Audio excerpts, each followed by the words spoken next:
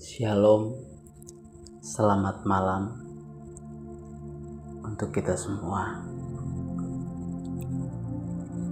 Malam ini aku bertengkar hebat dengan isi kepalaku. Sudah bertahun-tahun aku hidup sebagai orang Kristen. Pergi ke gereja, menjalani ibadah, bahkan ikut melayani sebagai pemain musik. Lalu aku berpikir kembali tentang pelayanan dan juga hidupku yang seharusnya menjadi berkat bagi orang lain. Aku juga berpikir tentang bagaimana seharusnya menjadi jemaat yang baik di dalam gereja.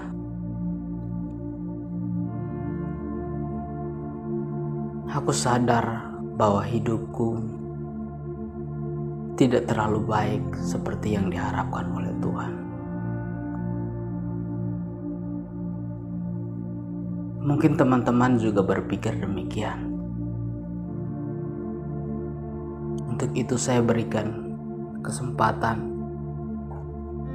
untuk merenungkan kembali makna hidup beribadah sesungguhnya. Apa makna dari kita bergereja, menjalani upacara-upacara Kristiani, bahkan giat dalam pelayanan?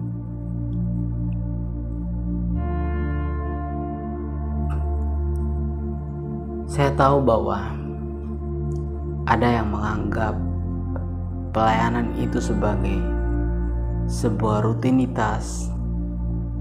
Mungkin ada juga yang menganggap pelayanan itu sebagai keharusan. Atau juga mungkin ada yang menganggap bahwa pelayanan itu hanya mencari keuntungan.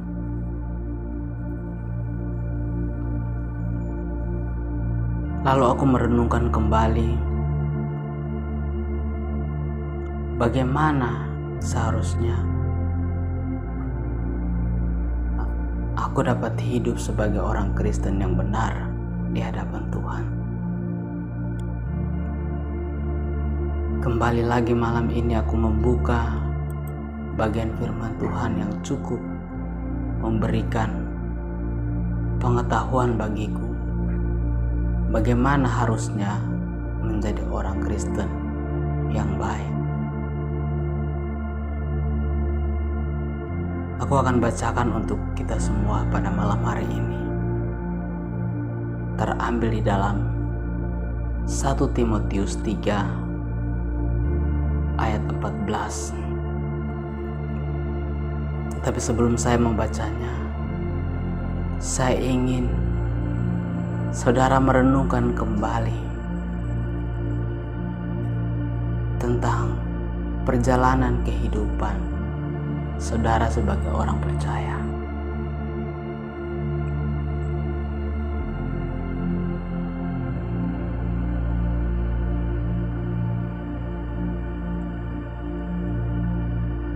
Jika demikian, tarik nafas dalam-dalam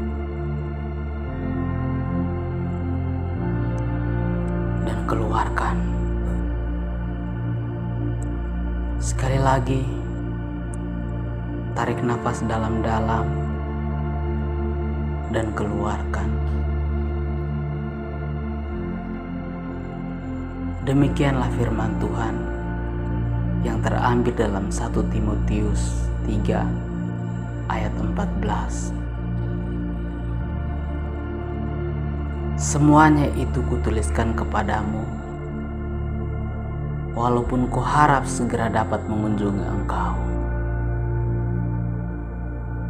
Jadi jika aku terlambat, sudahlah engkau tahu bagaimana orang harus hidup sebagai keluarga Allah, yakni jemaat dari Allah yang hidup, tiang penopang dan dasar kebenaran.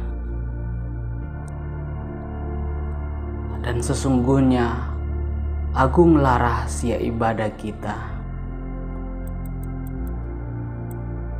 Dia yang telah menyatakan dirinya dalam rupa manusia, dibenarkan dalam roh, yang menampakkan dirinya kepada malaikat-malaikat, diberitakan di antara bangsa-bangsa yang tidak mengenal Allah, yang dipercayai di dalam dunia, diangkat dalam kemuliaan.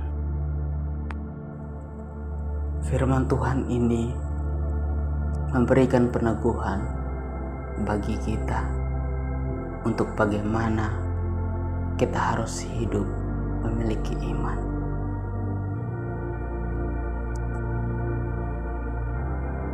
Manusia tidak mungkin hidup sendiri.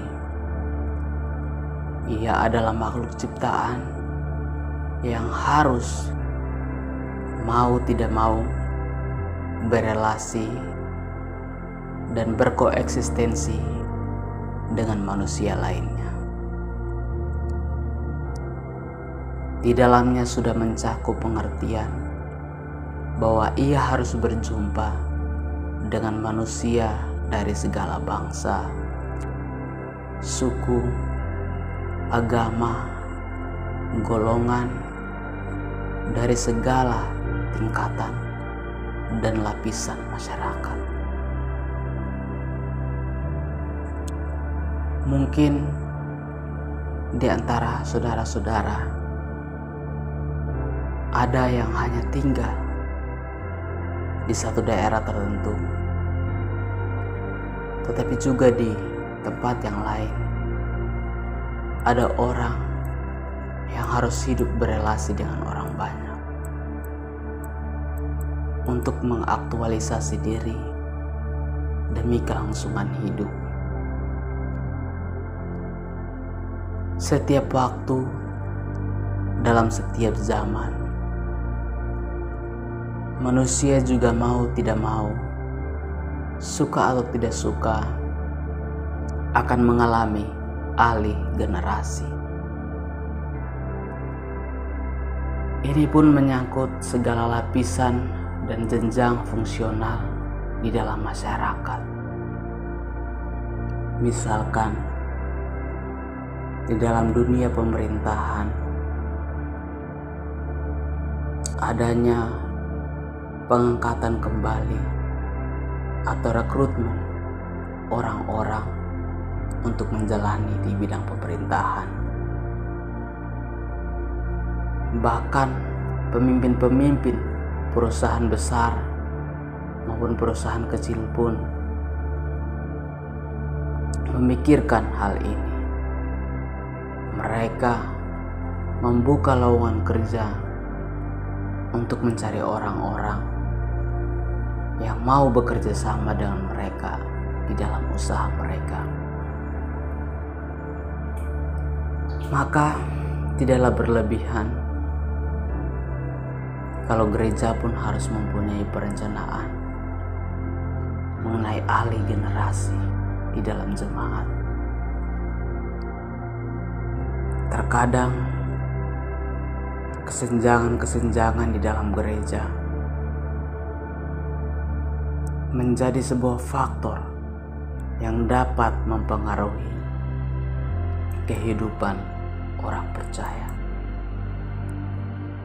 Misalkan yang tua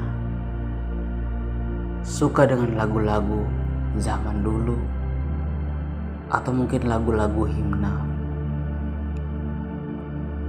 tetapi generasi sekarang lebih suka lagu kontemporer yang hits dan terkenal. Ini terkadang memunculkan ketegangan-ketegangan, dan jalan keluar untuk mengatasi problema tersebut harus juga diselesaikan.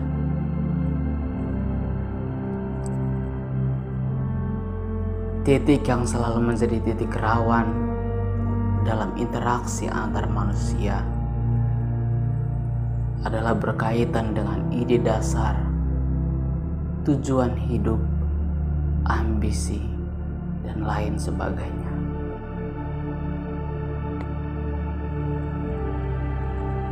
Seharusnya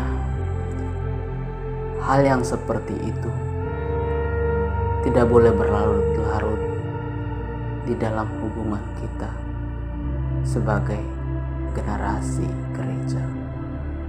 Sebagai orang percaya, tentunya kita perlu bersatu hati untuk menjadi saksi Kristus.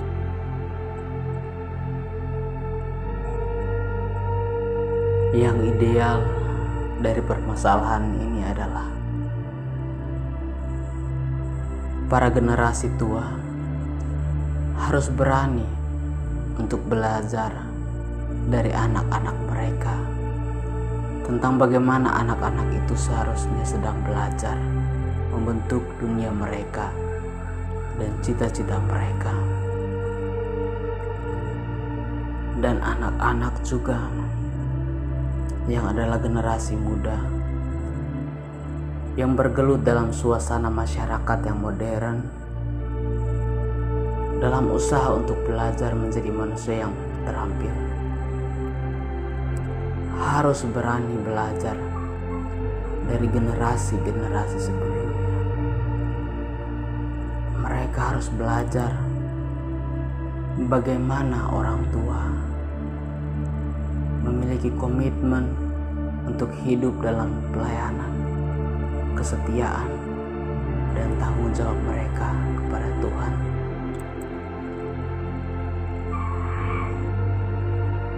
Kita kembali ke masyarakat tradisional. Kalau dalam masyarakat tradisional, generasi muda dalam mengurusi, meminta nasihat-nasihat dari generasi tua yang telah banyak makan garam. Sekarang mereka harus belajar terbuka kepada semua pihak. Itulah hal yang ideal. Bagaimana gereja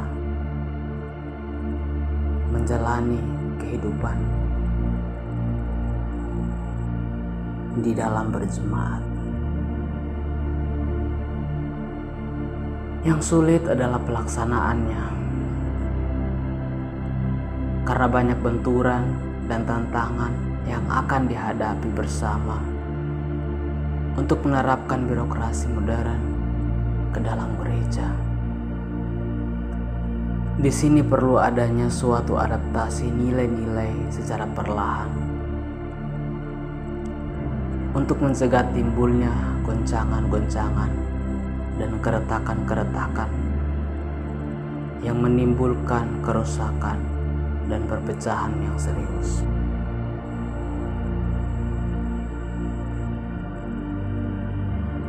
Kita kembali lagi melihat tentang Alkitab, karena kita meyakini bahwa Alkitab seutuhnya merupakan firman Tuhan yang merupakan standar mutlak bagi iman dan kelakuan kita sebagai orang percaya.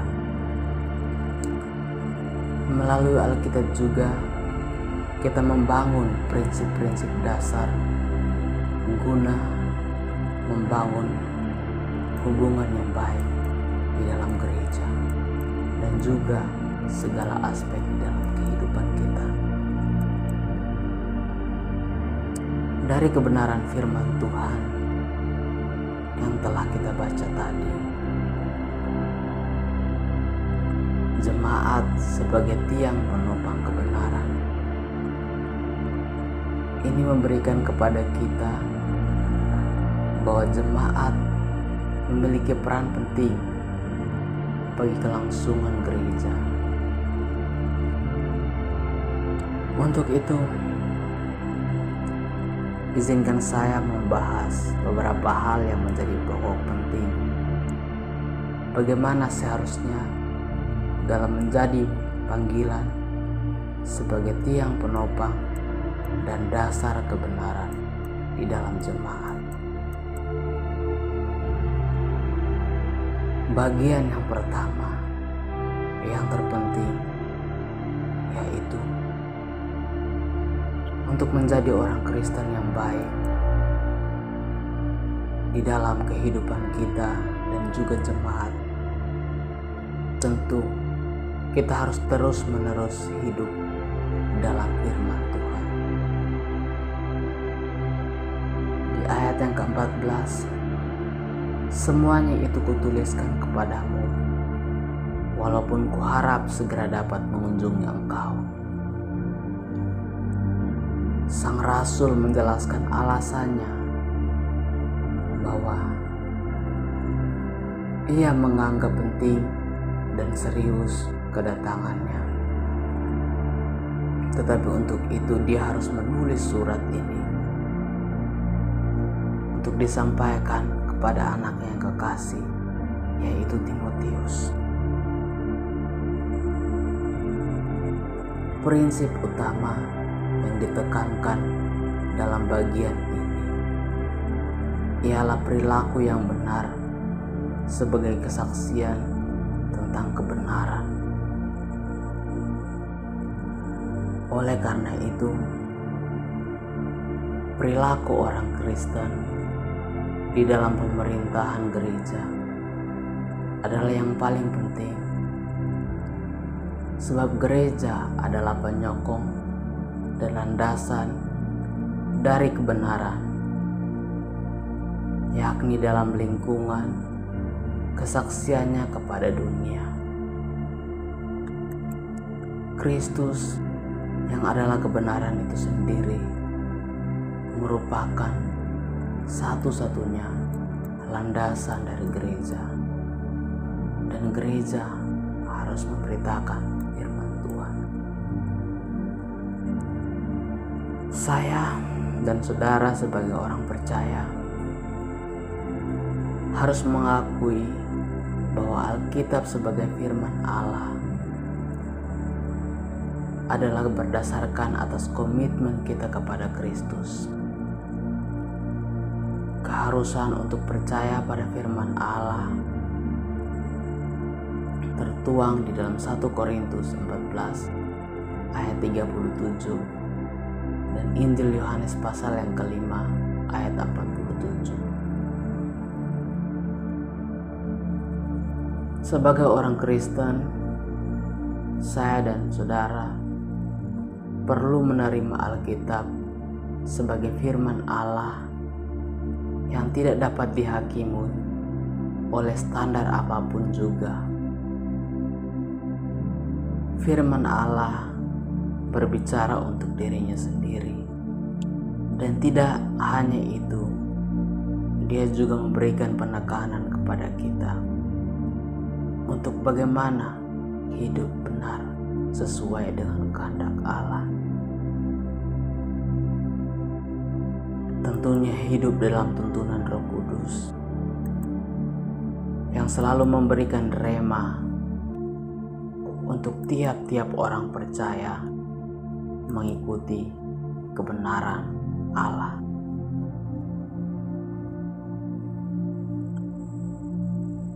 Jika kita meninjau dari sudut pandang Kristiani, setiap kesulitan yang tampak dari pengajaran Alkitab adalah kita kurang memahami penafsiran dari Alkitab itu sendiri. Dan ini berarti bahwa masalahnya bukan terletak pada teks Alkitab, tetapi terlepas dari itu adalah kesalahan kita sebagai orang percaya yang menafsirkan firman Tuhan dengan sembarangan. Untuk itu setiap hari kita memohon pertolongan Roh Kudus menerangi kita untuk kita mau belajar firman Tuhan dengan benar dan berusaha melakukannya di dalam kehidupan kita.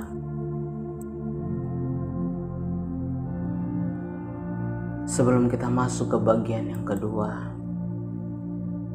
yang rasanya tidak asing lagi untuk kita,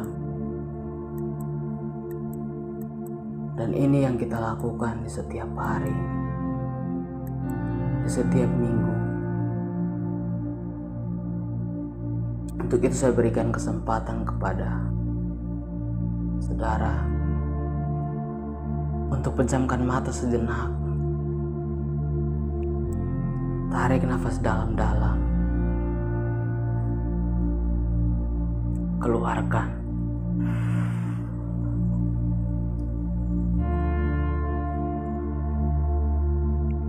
Bagian yang kedua yaitu hidup dalam persekutuan sebagai keluarga Allah. Di dalam ayat yang ke-15 di situ dikatakan, "Jadi jika aku terlambat, sudahlah engkau tahu bagaimana orang harus hidup sebagai keluarga Allah, yakni jemaat dari Allah yang hidup, tiang penopang dan dasar kebenaran." Sebagai keluarga Allah, di dalam perjalanan kehidupan kita sebagai manusia, tidak ada yang mulus. Terkadang sikap, cara bicara membawa kita kepada hal-hal yang menyakitkan hati, kurang mengenakan di telinga, kadang membuat kita tersinggung juga. Namun sebagai keluarga Allah, penting bagi kita untuk saling menjaga agar iman tetap kuat. Untuk itu pengampunan harus diberikan kepada orang-orang yang bersalah, orang-orang yang menyakiti kita, karena mungkin saja kita juga tanpa sadari menyakiti hati mereka. Terlebih lagi kita juga menyakiti hati Tuhan. Ingat bahwa peristiwa pengorbanan Tuhan Yesus di kayu salib, ada satu kalimat yang Tuhan ucapkan, "Ya Bapa, ampunilah salah mereka, sebab mereka tidak tahu apa yang mereka perbuat." Sebagai orang yang ingin hidup mengikuti teladan Kristus, penting bagi kita untuk saling mengampuni.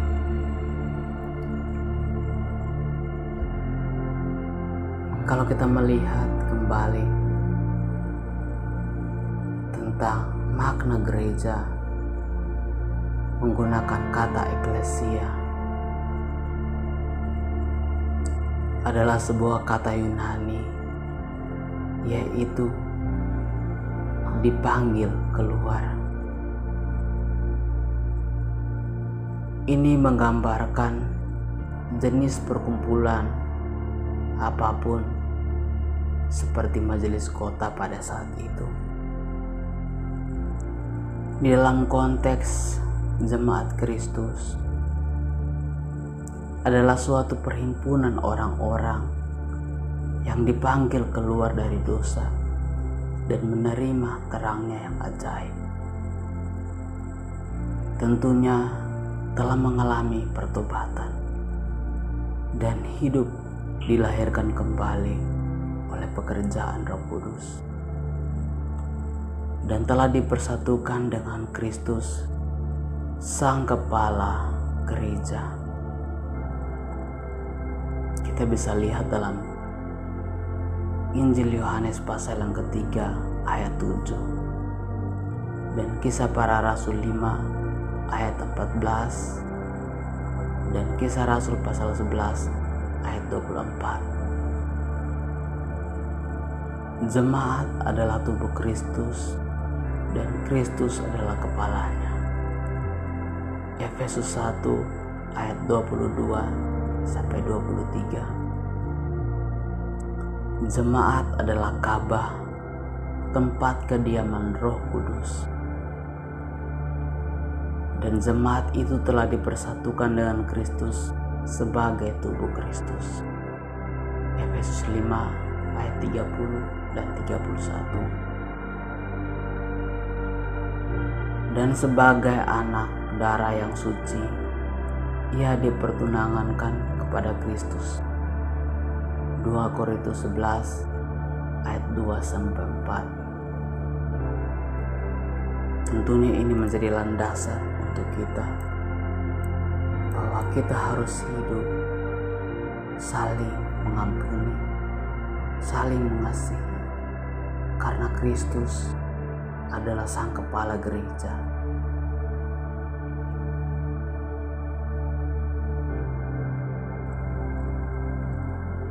Jika mungkin saat ini Bapak Ibu punya dendam atau masalah-masalah yang belum terselesaikan, mungkin kita menyakiti orang lain, atau mungkin juga orang lain menyakiti kita, biarlah kita memohon pengampunan daripada Tuhan. Kita berdamai dengan orang itu, supaya ini jangan menjadi jerat bagi kita, supaya ini jangan menjadi noda di dalam diri kita, supaya ini tidak menjadi penghalang bagi kita untuk bersekutu dengan Tuhan.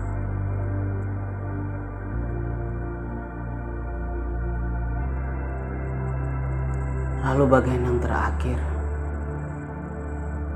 tentang jemaat sebagai penopang dasar kebenaran, yaitu hidup memberitakan kebenaran. Di ayat yang ke-16, dan sesungguhnya agunglah rahasia ibadah kita. Dia yang telah menyatakan dirinya dalam rupa manusia,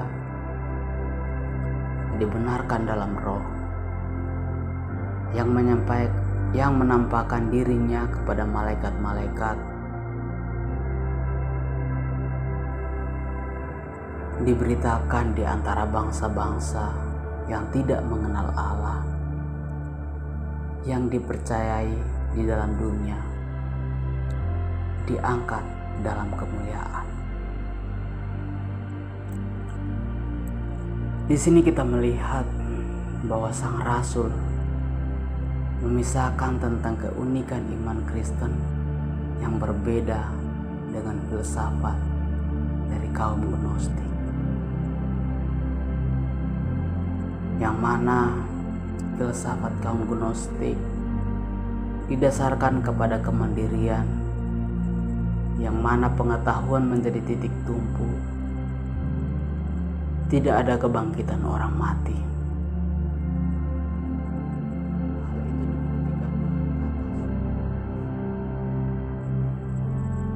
Hal itu dibuktikan dengan kata, sungguh agung rahasia ibadah kita. Suatu kepercayaan yang datang dari Allah sendiri, bukan sistem kepercayaan berdasarkan pemahaman manusia, tetapi pernyataan Allah. Allah sendiri yang menyatakannya. Kepercayaan kita berlandaskan pada pribadi Allah. Diberitakan di antara bangsa-bangsa. Ini adalah khotbah yang patutnya wajib dikumandangkan oleh kita sebagai orang percaya, sebagai orang yang hidup di dalam Kristus. Ini bukan hanya merupakan suatu pesan yang umum atau universal, tapi ada respon universalnya. Dan sekarang gereja terdiri dari orang Yahudi dan juga orang-orang di luar Yahudi, bahkan sampai pada kita saat ini. Jemaat mula-mula telah mempertahankan iman. Maukah hanya karena ego kita merusakkan apa yang sudah Tuhan kerjakan di dalam jemaat mula-mula dengan tidak lagi memberitakan kebenaran di antara bangsa-bangsa? Maukah kita hanya datang ke gereja lalu pulang tanpa perubahan? Maukah kita hanya mementingkan kepentingan diri kita sendiri di dalam gereja?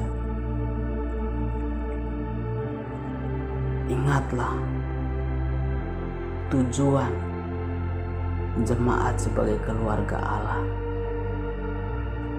agar Allah dapat tinggal di dalam diri kita, supaya melalui kita Injil Kristus dikabarkan kepada semua orang.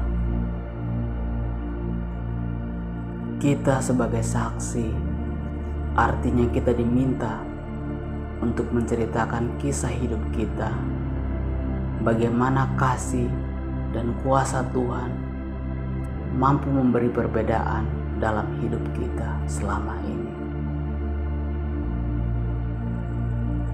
Mungkin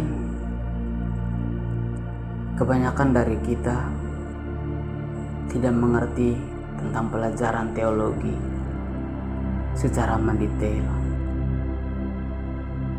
tetapi intinya sebagai saksi Kristus, kita hanya perlu mengetahui apa yang telah dilakukan Tuhan kepada kita, lalu menceritakan atau membagikan kebaikannya kepada orang lain.